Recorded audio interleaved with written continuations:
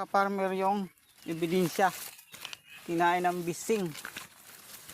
Ayan oh, daming kinain. Talagang nauuna talaga sa may-ari yung bising mag-harvest. So ayan mga kaparmer, nag-harvest tayo kasi may order.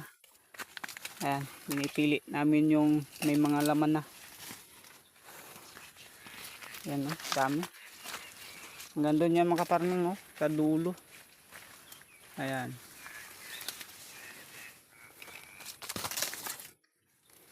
Mga kaparmer, maglugit na tayo ng nyug. Dahil luto na.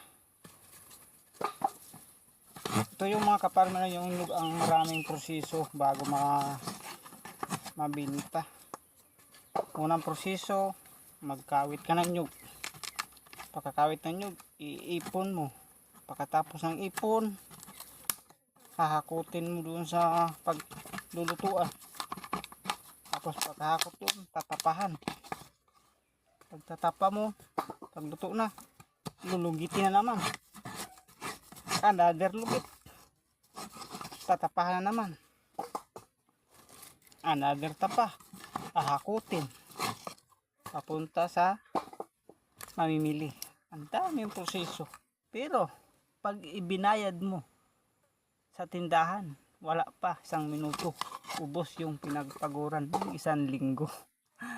Ay, nako farmers.